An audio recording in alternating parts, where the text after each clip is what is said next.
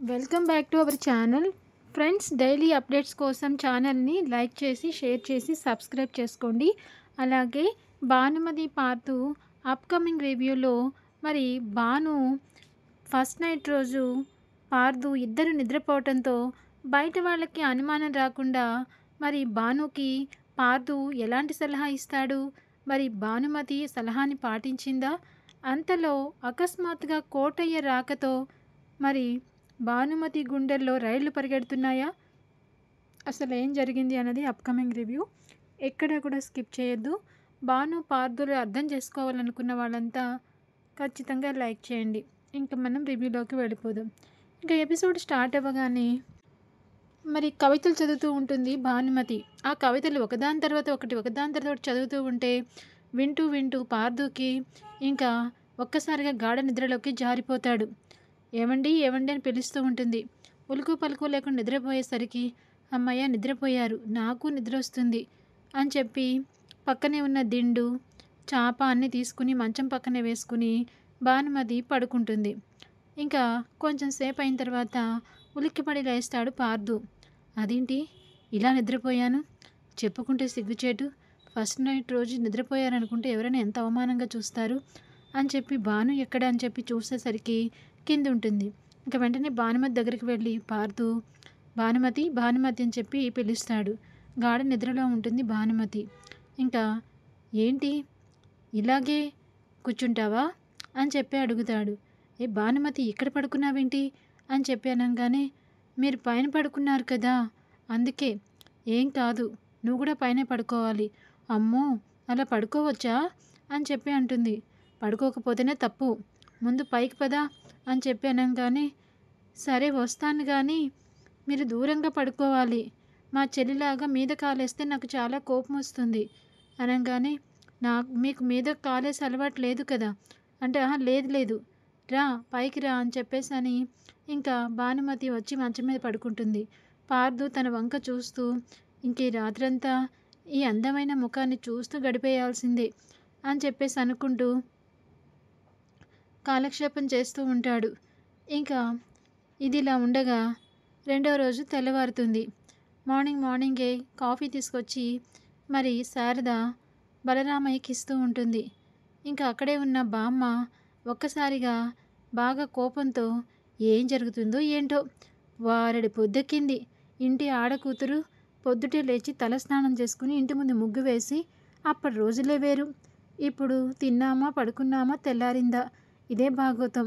అసలు కనీసం వాడు మగపిల్లవాడు, ఆడపిల్ల ఈ పిల్లేనా, బారెడు పొద్దెక్కేదాకా ఎలా పడుకుంటారు, వాళ్ళ ఇంట్లో ఏమని చెప్పి పంపించారు అని చెప్పేసి అరుచుకుంటూ ఉంటే శారద ఏంటత్తయ్య ఏం జరిగింది, ఎందుకట్లా కోపడుతున్నారు, ఓ తాలింపులేస్తున్నారు అనగానే అవునమ్మా నేను తాలింపులేసేదే కనిపిస్తుంది, మీరు చేసేవి ఏమీ కనిపించవు, ఆ కొత్త కోడలి పిల్ల ఇప్పటి వరకు లేవలేదు, తనకి పని పాట ఉండదా, పొద్దుటే లేచి స్నానం చేసుకుని ఏ పని చేయాలని తెలీదా, అయ్యో అత్తయ్య ఇంకా పెళ్ళయ్యి ఒక్కరోజే కదా అయింది, అప్పుడే పనులు పురమాయిస్తామా, తను బెదిరిపోయి పుట్టింటికి వెళ్ళిపోతానంటుంది, ఏంటమ్మా నీ వాటం బాగుంది, పని చెప్తేనే పుట్టింటికి వెళ్ళిపోయే కోడలు మనకెందుకు అని చెప్పి అంటుంది. అత్తయ్య తను చిన్నది కదా, అలవాటు చేసుకునేలా మనమే చెప్పుకోవాలి, అంతేగాని బెదరగొట్టడానికి ప్రయత్నించకూడదు అని చెప్పేసి అంటూ ఉంటుంది.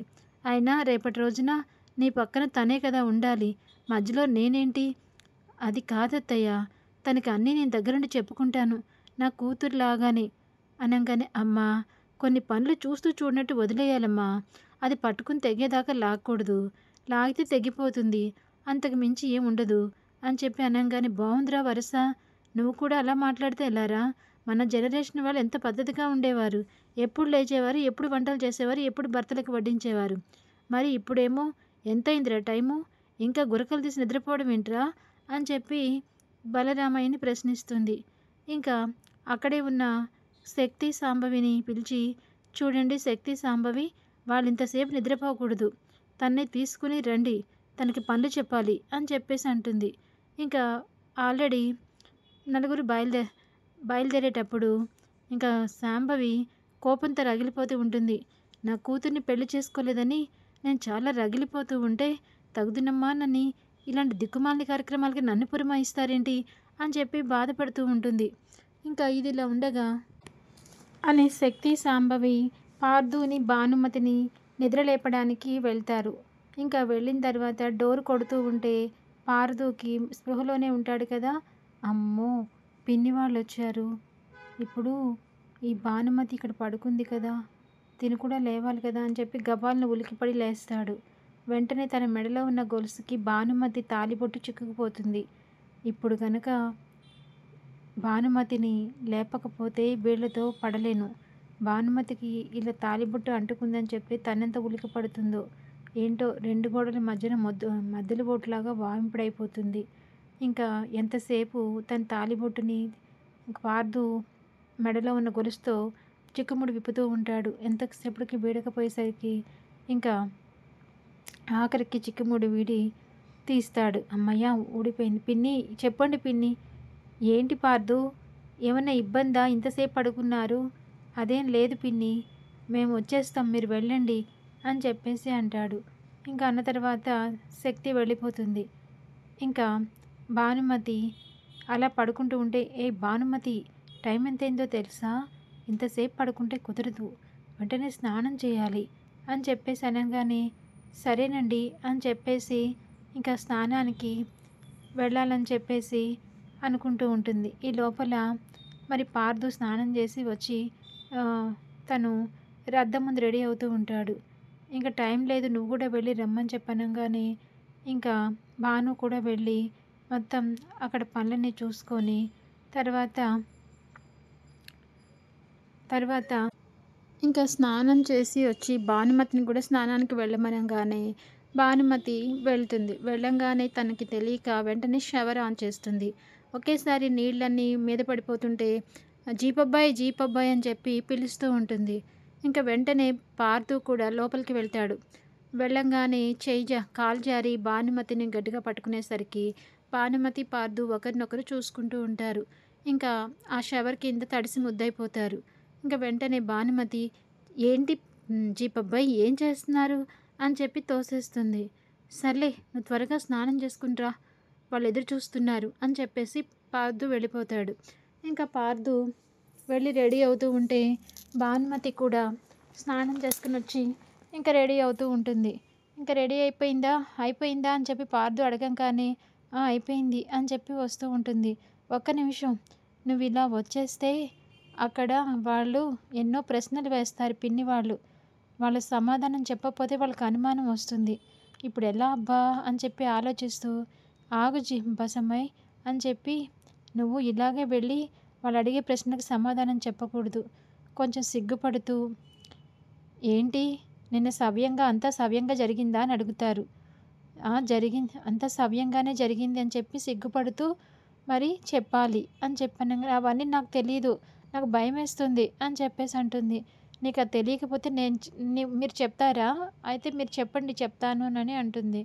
ఇంకా సరే అని చెప్పి పార్థు సిగ్గుపడుతూ కింద కాళ్ళు గోకుతూ చేతులు ఇలా అనుకుంటూ అంతా నిన్న ఎలా జరిగింది, సవ్యంగానే జరిగిందా అనగానే జరిగిందని చెప్పి ఇలా తల ఊపినట్టుగా నటిస్తాడు.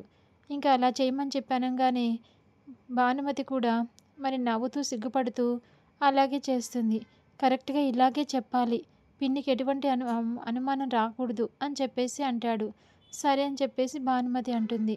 ఇంకా ఇది ఇలా ఉండగా కోటయ్య అనే వ్యక్తి మరి నమ్మించి మోసం చేశాడని పార్థు గట్టిగా అతని మీద కేకలు పెడుతూ ఉంటాడు. ఇంకా అక్కడే ఉన్న బలరామయ్య చూస్తూ ఉంటాడు. మా నాన్నకి కానీ నాకు కానీ నమ్మక ద్రోహం చేసిన వ్యక్తులంటే చాలా అసహ్యం, వాళ్ళ జీవితంలో వాళ్ళ ముఖం కూడా చూడం, నువ్వు ఎంత నమ్మి నీకు అప్పచెప్తే నువ్వేమో ఇలాంటి నాటకాలు వేస్తావా అని చాలా ఉగ్రరూపంతో అరుస్తూ ఉంటాడు పార్థు. అక్కడే ఉన్న భానుమతి చూసి ఒక్కసారిగా షాక్ అయిపోతుంది. తను వాళ్ళ కుటుంబానికి చేసిన పని ఏ రోజుకైనా తెలిస్తే నన్ను ఈ కుటుంబం క్షమిస్తుందా అని చెప్పి కుమిలిపోతూ ఉంటుంది. మరి అప్కమింగ్ రివ్యూ ఏం జరగబోతుంది అనేది రేపటి ఎపిసోడ్లో తెలుసుకుందాం. Thanks for watching.